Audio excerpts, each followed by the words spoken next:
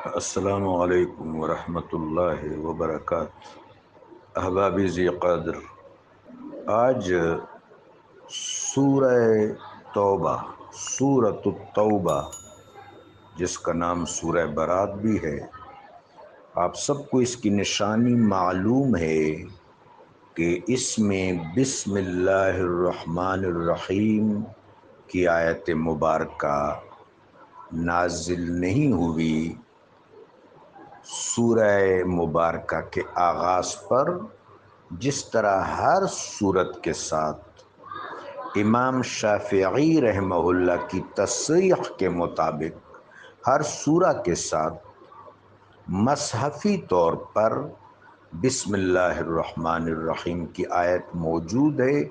اور یہ ہر سورت کا حصہ ہے، لیکن سورہ توبہ اور سورہ برات کے ساتھ یہ آیت نازل نہیں ہوئی۔ اس کی توجیہ اہل علم نے یہ کی ہے کہ اس میں کفار، یہود اور مشرکین کے ساتھ جو معاہدے تھے، ان معاہدوں کا ان لوگوں نے، فریق ثانی نے، یعنی کفار، مشرکین یا یہود یا نصارہ نے ایفا نہیں کیا۔ میرے آقا و مولا علیہ الصلاۃ والسلام نے وسیع تر انسانی مفاد اور انسانی بہبود اور وسیع تر امن عامہ کے لیے ان کے ساتھ جو معاہدے کیے تھے،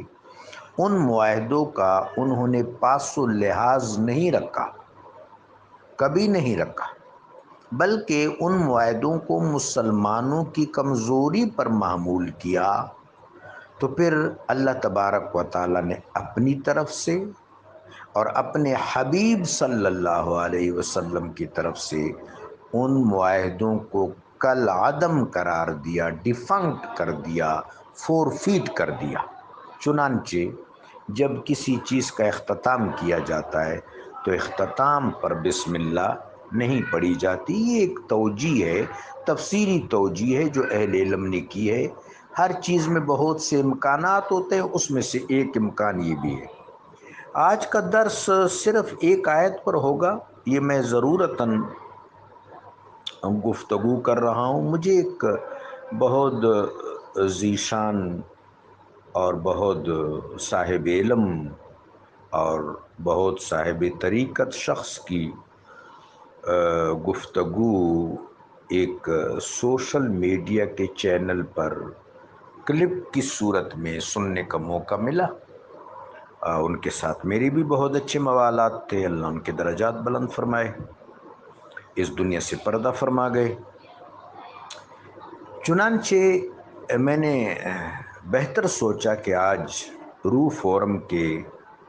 رائٹر فورم سے اور یہ جو لجنہ ہے آبروئے قرآن روح فورم کا، اس پر آپ سے گفتگو کی جائے۔ جس آیت مبارکہ کا میں نے انتخاب کیا وہ سورہ توبہ کی 34 آیت ہے۔ یا ایہا الذین، اعوذ باللہ من الشیطان الرجیم، بسم اللہ الرحمن الرحیم، اعوذ باللہ من الشیطان الرجیم، یا ایہا الذین آمنوا ان کثیرا من الاحبار والرہبان لیأکلون اموال الناس بالباطل ویصدون عن سبیل اللہ والذین یکنزون الذہب والفضة ولا ينفقونها فی سبیل اللہ فبشرہم بعذاب علیم۔ صدق اللہ العظیم۔ جو لوگ عام طور پر یعنی جو مفسرین آیات کو شان نزول کے ساتھ باندھتے ہیں، گو کہ شان نزول کا مطلب یہ نہیں ہے کہ آیت جو ہے وہ مقید ہو گئی اور اس آیت کے اطلاقات یا اس کی تعلیمات اور اس کا ایڈریس ختم ہو گیا، نہیں، ایسا کبھی نہیں ہوتا۔ قرآن کی ہر آیت ہر شخص سے مخاطب ہے۔ میرے آقا علیہ الصلاۃ والسلام نے جس دور میں ظہور کیا، سارے ادوار، سارے دہور، سارے عصور میرے آقا صلی اللہ علیہ وسلم کے ہیں اور آپ کی جوہر پاک سے عبارت ہے۔ چنانچہ قرآن کی ہر آیت ہر شخص اور ہر زمانے کے لیے، لیکن شان نزول کو اصطلاح کے طور پر برتنے والے مفسرین نے اس کو اہل کتاب کے جو علماء تھے، احبار حبر کی جمع ہے، حبر کا لفظ کسرہ اور فتح دونوں کے ساتھ درست ہے۔ میرے آقا و مولا نے سیدنا عبداللہ ابن عباس کو حبر الامت کہا۔ ایک اور عالم جو الحمدللہ میرے آقا کے دامن سے وابستہ ہوئے یہود میں سے تھے، ان کو کعب الاحبار بھی کہا گیا، یہ حضرت ابی ابن کعب ہے رضی اللہ تعالیٰ عنہ۔ تو احبار حبر کی جمع ہے، یہ علماء کو کہتے ہیں۔ رہبان وہ شخص جو دنیا سے کنارہ کش ہو جائے۔ دنیا سے کنارہ کشی کا مطلب یہ نہیں کہ قصبہ چھوڑ دے، شہر چھوڑ دے، مراد یہ ہے کہ دنیا میں رہتے ہوئے دنیا کے رذائل سے کنارہ کش ہو جائے اور مکارم اختیار کر لے۔ رذائل سے کنارہ کش ہو جائے، مکارم اختیار کر لے، شقاوتوں سے بالکل کنارہ کش ہو جائے اور سعادتوں کو اپنا شیوا بنا لے۔ ایسی ہستی کو راہب کہتے ہیں، پیر بھی کہا جا سکتا ہے، مرشد بھی کہا جا سکتا ہے۔ تو دراصل یہ ابلاغ و ارشاد کے بڑے عالی منصب ہیں، یہ مناصب ہیں، عالی مناصب ہیں ابلاغ و ارشاد کے۔ یہ ایک لحاظ سے خلافت علم نبوت ہے، چونکہ میرے آقا علیہ الصلوۃ والسلام اور آپ سے پہلے انبیاء علیہ الصلوۃ والسلام سب کے ہاں شریعت بھی ہے، طریقت بھی ہے۔ تو شریعت کے جو ترجمان ہیں یہ احبار ہیں، اور طریقت کے ترجمان رہبان ہیں۔ جب کسی بھی علاقے میں، قوم میں، امت میں ڈسٹرکشن پیدا ہوتی ہے تو اس کا آغاز حرص سے ہوتا ہے۔ اگر ہم آفرینش پر غور کریں، انسانی تاریخ پر غور کریں، بلکہ ارضی تاریخ پر غور کریں، خلقی تاریخ پر غور کریں، تو یہ حرص ہی ہے جس نے شیطانیت پیدا کی۔ شیطان نے حرص ہی کیا۔ حرص کے بعد پھر حرص جو ہے اس کے بارے میں کہا جاتا ہے کہ یہ ام الامراض ہے، ام الخبائث ہے۔ اس سے پھر باقی باطنی خباثتیں، حسد، نفاق وغیرہ پھوٹتی رہتی۔ تو حرص وہ فتنہ کا وہ سرچشمہ ہے جہاں سے پھر مفاتن پھوٹتے رہتے ہیں، لیکن ام المفاتن، ام المفاسد یہ حرص ہے۔ شیطان نے حرص ہی کیا تھا، بعد میں پھر انکار بھی کیا، حسد بھی کیا، سب کچھ کیا۔ یہاں پر بھی جب کسی نبی علیہ الصلاۃ والتحیۃ والسلام، یہ خاتم الانبیاء والمرسلین صلی اللہ علیہ وسلم کہ امت کے یہ لوگ جو احبار اور رہبان ہیں، خدا نخواستہ وہ حرص کا شکار ہو جائیں تو پھر امتوں کا نظام خراب ہو جاتا ہے۔ اب یہ آیت صرف یہود اور نصارہ کے علماء کے اور رہبان کے بارے میں نہیں کہ وہ اس طرح کرتے تھے، بلا شبہ وہ اس طرح کرتے تھے۔ سیدنا عیسیٰ علیہ الصلوۃ والسلام کے صحابہ جب دنیا سے اٹھ گئے، میں نے یہ بات عیسیٰ علیہ الصلوۃ والسلام کے دور سے شروع اس لیے کر لی ہے کہ بات لمبی نہ ہو جائے۔ حضرت اموریہ، حضرت برناباس، حضرت بحیرہ اور یہ عظیم ہستیاں رضی اللہ تعالیٰ عنہم، عیسیٰ علیہ السلام کے صحابہ جب دنیا سے اٹھ گئے، بعد میں جو احبار اور رہبان رہ گئے، انہوں نے پھر دین کو کمائی کا ذریعہ بنا لیا۔ یہی معاملہ اس سے کہیں زیادہ شدت کے ساتھ ہم یہود، یعنی موسیٰ علیہ الصلوۃ والسلام کی امت کے ہاں کار فرما دیکھتے ہیں۔ انسان ضرورت مند واقع ہوا ہے۔ اس دنیا میں اللہ نے ساری متاع اس زمین میں ودیعت کر دیے، ہاں اس کے حصول کے لیے مشقت کا طریقہ ہے جس کو قرآن نے کبد کہا ہے، اور جس کے لیے وسیلہ ہے کسب حلال۔ کہ کسب حلال کے بہت سے ذرائع ہیں، کان کنی ہے، گلا بانی ہے، تجارت ہے، اور بھی ذریعے ہیں، ان کو بروئے کار لا کر انسان اپنی ضروریات باہم مہیا کرے۔ یہاں پر کچھ ایسے لوگ ضرور ہوتے ہیں معاشرے میں جن کی اسپیسیفک ذمہ داریاں ہوتی ہیں، مثلا تعلیم و تعلم کا شعبہ ہے، انتظام کا شعبہ ہے، تو ایسے لوگ زیادہ نہیں ہوتے۔ مثلا معاشرے میں اگر 100 افراد ہیں تو ایک آدمی جو ہے وہ غارم فی سبیل اللہ ہے، عاملین میں سے، ان منتظمین میں سے، یا اللہ تبارک و تعالیٰ کے راستے میں اتنا منہمک ہے تبلیغ و ارشاد میں، باقی اسپریچول رسپانسبلٹیز میں، کہ جس طرح قرآن میں آتا ہے اس کو دربن فی الارض، معاش اور اقتصاد کمانے کے لیے زمین میں چلت پھرت کی کا موقع اس کو نہیں ملتا۔ تو اب ایسے شخص کے لیے ہبہ، عطیہ اور بہت سے صیغے ہیں، بہت سے ہیڈز ہیں، بہت سے فنانشیل ہیڈز ہیں، مد ہیں، جس میں سے اس کی اعانت کی جائے توازن کے ساتھ، اعتدال کے ساتھ، کہ وہ گزارا کر سکے۔ یہ اعانت، یہ ہبہ، یہ توہیب اس درجہ میں ہونی چاہیے کہ اس کی سروائیول ہو سکے، وہ گزارا کر سکے کفایت کے ساتھ، قناعت کے ساتھ۔ ظاہر ہے کہ اس میں فیکٹریاں نہیں بنتی، اس میں محل نہیں بنتے، اس میں کیا ایسے کہتے ہیں جو طرح طرح کے آج کل تعیشات ہیں، یہ نہیں ہو سکتی، گزارا ہو سکتا ہے۔ یہ تصور ہے دین میں، اور اس تصور کو کمپلسری قرار دیا گیا ہے کہ والذین احصروا فی سبیل اللہ، وہ لوگ جو اللہ کے راستے میں محصور ہیں، ڈیووٹڈ ہیں، تم ان کا خیال رکھو۔ غارمین فی سبیل اللہ، جو لوگ اللہ تبارک و تعالیٰ کے راستے میں مشغول ہے، طلب علم میں ہے، یا معلم کے درجے میں ہیں، کسی اور درجے میں ہیں، تبلیغ و ارشاد و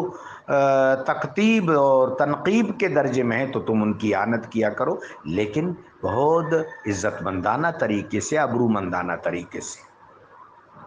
اس طرح عاملین، جو لوگ ایسے انتظام پر جن کا تقرر ہے کہ ان کو بھی کوئی ملازمت کرنے، تجارت کرنے وغیرہ کا موقع نہیں ملتا، زراعت کرنے کا موقع نہیں ملتا، تو یہ 3 قسم کے امت کی جو کلاسز ہیں، جماعتیں ہیں، گروہ ہیں: غارمین فی سبیل اللہ، محصرین فی سبیل اللہ، عاملین فی سبیل اللہ، ان کی ضروریات معاشرہ پوری کرے گا۔ یہ معاشرے کام تب کر سکتا ہے جب معاشرے کے اندر تنظیم، معاشرے کے اندر مواخات ہو، وگرنہ یہ کام ظاہر مشکل ہوتے ہیں۔ انفاق فی سبیل اللہ کا نظام، الانفال، یہ جو نفل ہے یہ ہم اور معنوں میں استعمال کرتے ہیں، قرآن اس کو اور معنوں میں استعمال کرتا ہے۔ الانفال کا تعلق انفاق فی سبیل اللہ سے، یہ الانفاق فی سبیل اللہ کا منظم شعبہ ہے۔ انفاق کا مطلب تو ہے کہ اللہ کے راستے میں سے اپنے مال میں سے کچھ نکال کر پسند انداز کر کے دے دو۔ الانفال کا مطلب ہے کہ انفاق کو اتنا منظم کرنا کہ معاشرہ اقتصادی اور معاشی طور پر سٹیبل ہو سکے۔ چنانچہ یہ باتیں تو اپنی جگہ ہیں، لیکن احبار اور رہبان خدا نخواستہ اگر حرص کے راستے پر چل پڑے تو پھر معاشرہ جو ہے وہ بہت زیادہ ڈسٹرکشن کا شکار ہوتا ہے۔ اس کا نقصان یہ ہوتا ہے کہ پھر وہ اس حرص کو پورا کرنے کے لیے اور اس حوالے سے اپنی دلچسپیوں، اپنی تحریصات کو زیادہ سے زیادہ انشور کرنے کے لیے علمی سطح پر خیانت کرتے ہیں۔ یہ خیانت بہت زیادہ نقصان دہ ہوتی ہے۔ سورہ توبہ کی آیات جب نازل ہوئی، سورہ توبہ، تو تب حج ہو رہا تھا، اور میرے آقا و مولا صلی اللہ علیہ وسلم کی طرف سے حضرت ابو بکر صدیق رضی اللہ تعالی عنہ امیر حج تھے۔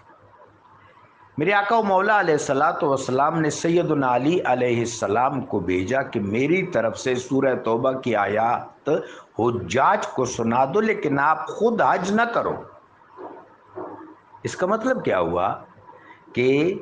سیدنا علی کرم اللہ تعالی وجہ الکریم پر محبوب پاک علیہ الصلوۃ والسلام کسی کو امیر نہیں بناتے تھے، آپ کو لوگوں پر امیر اور مولا بناتے تھے۔ تو حضرت ابوبکر صدیق رضی اللہ تعالی عنہ امیر حج ہیں، مولا المؤمنین علی کرم اللہ تعالی وجہ الکریم جا کے آپ نے محبوب پاک علیہ الصلوۃ والسلام کے نیابت کے تقاضے پورے کرتے ہوئے سورہ توبہ کے احکام حجاج کو اور عامۃ المسلمین کو سنائے۔ اب ان آیات پر غور کیجیے، گفتگو تو لمبی ہو رہی ہے لیکن یہ ضروری ہے۔ یا ایھا الذین آمنو، ایمان والوں سے ایڈریس ہے۔ ایمان والوں سے ایڈریس کا از خود مطلب ہے کہ سارے اہل ایمان، آقا علیہ الصلوۃ والسلام کی امت کے اہل ایمان بدرجہ اولا، اور آپ سے پہلے جتنے انبیاء علیہ السلام گزرے ہیں ان کی امتیں بھی مراد ہیں، تمام امتوں کے اہل ایمان مراد ہیں، خصوصاً میرے آقا علیہ الصلوۃ والسلام کی امت مسلمہ، اس لیے ان کو ایڈریس کیا گیا یا ایھا الذین آمنو، ایمان والو۔ ان بے شک، کثیرن بہت سے، کثیر زیادہ، من الاحبار احبار میں سے، علماء میں سے، والرہبان اور پیران میں سے، لیأکلون، لام حرف لزوم ہے، لیأکلون ضرور کھاتے ہیں، یعنی ان کا وطیرہ ہے، کھاتے ہیں، اموال الناس لوگوں کے مال، بالباطل انفیئر طریقے سے، باطل طریقے سے، انجسٹیفائڈ طریقے سے، مکر سے، فریب سے، ہیلے بہانے سے، یعنی جہاں تک حق کے ساتھ مال معاشرے کا لینے کا تعلق ہے، اس کی تو صرف یہ نہیں ہے کہ اجازت ہے، ترغیب ہے، ترغیب ہے کہ اسی والذین احصروا فی سبیل اللہ، غارمین فی سبیل اللہ، عاملین، ان کی اعانت کرو گے توقیر آمیز انداز سے، لیکن اگر یہ خود باطل طریقے سے لوگوں کا مال ہڑپ کریں تو یہ بہت خطرناک صورتحال ہے، اور قرآن نے اس کی وجہ بتا دی کہ یہ کب اس طرح یہ کرتے ہیں، اور جب یہ کرتے ہیں تو اس کے لیے کرنا کیا پڑتا ہے، یصدون عن سبیل اللہ، اللہ کے راستے سے روکتے ہیں، یعنی اگر یہ لوگ یہ وتیرہ اختیار کریں تو پھر اس کا لازمی نقصان یہ ہوتا ہے کہ پھر ان کو اللہ کے راستے سے لوگوں کو روکنا پڑتا ہے۔ یصدون عن سبیل اللہ کا مطلب یہ ہے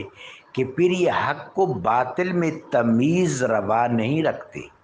اعلاء کلمت الحق روا نہیں رکھتے، شہادت حق کا اپنا فرض منصبی پورا نہیں کرتے، پھر چیزوں کو خلط ملط کرتے ہیں، چیزوں کو کنفیوز کرتے ہیں، جھوٹ بولنا پڑتا ہے، افراط و تفریط کرنی پڑتی ہے، غلو کرنا پڑتا ہے، حق و باطل کے درمیان امتیاز کو کنفیوز کر کے، ڈسٹرب کر کے پیش کرنا ہوتا ہے، لوگوں کی دلچسپیوں کا، لوگوں کی ناجائز خواہشات کا، ان کے ناجائز مطالبوں کا، ان کے ناجائز احساسات کا خیال رکھنا پڑتا ہے، چونکہ ظاہر پیسے جو کمانے ہیں۔ تو اس صورت میں بڑا نقصان ہوتا ہے کہ دین متین کا نظام، حقائق اسلامیہ، الطاف اسلامیہ، خواہ ان کا تعلق شریعہ سے ہو یا طریقت سے ہو، وہ بڑے ڈسٹرب ہوتے ہیں۔ والذین یکنزون الذھب، اور یہ سلسلہ اگر جاری رہے تو ایک طرف تو یہ ہوتا ہے یکنزون الذھب کہ وہ سونا جمع کرتے ہیں، والفضۃ چاندی، یہاں صرف سونا چاندی مراد نہیں ہے، جو بھی اموال اور متاع، جس طرح آج کل یہ پیسے ہیں، ڈالر ہیں، ریال ہیں، وغیرہ وغیرہ، ولا ينفقونها فی سبیل اللہ، اور یہ لوگ، یعنی اگر یہ لوگ لوگوں سے لیں اور پھر خلق خدا کے بہبود پر معاشرے کے حسنات کے فروغ پر، معاشرے کی فلاح و بہبود پر انفاق کریں، پھر تو درست ہے۔ اس صورت میں پھر ان کو انسداد یعنی صد عن سبیل اللہ نہیں کرنا پڑے گا۔ لیکن جب مقصد یہ ہوتا ہے کہ ہم سونا چاندی اموال جمع کریں، لوگوں سے جمع کریں، ہمارے پاس خزانے ہوں، لوگوں پر انفاق نہ کریں، تو پھر یہ آلائے کار بن جاتے ہیں، گروہوں کے آلائے کار بن جاتے ہیں۔ سامنے جو اجتماع ہے وہ اجتماع ان کو استعمال کرتا ہے، جس شخص نے انوائٹ کیا ہے وہ استعمال کرتا ہے۔ کوئی حکمران، کوئی ملک، کوئی استعمار اپنے زیر اثر لے آتا ہے کہ بھئی تم اس طرح کی تقریریں کرو اور اس کے عوض تمہاری خدمت ہم کرتے رہیں گے، تو اس کے پھر دو نقصانات ہوتے ہیں کہ معاشرے میں مواخات، مساوات، انفاق فی سبیل اللہ، الانفال فی سبیل اللہ، معاشی استحکام، اقتصادی استحکام، اقتصادی خوشحالی ختم ہو جاتی ہے اور دولت چند ہاتھوں میں مرتکز ہو جاتی ہے۔ دوسرا جو اس کا بڑا ڈسٹرکشن سامنے آتا ہے کہ اس طرح کے پھر لینے والے جو لوگ ہیں، خواہ وہ احبار ہوں یا رہبان ہوں، ان کو دین کے حوالے سے خلق خدا کو غلط فہمیوں میں ڈالنا پڑتا ہے، کنفیوز کرنا پڑتا ہے، وہ خیانت کا سہارا لیتے ہیں۔ اس طرح دین کے اندر لادینی کا ایک عنصر پیدا ہو جاتا ہے جو بہت نقصان دہ ہے۔ خدا کریم و جلیل ہمیں تمسک بالکتاب والعطرت عطا فرمائے۔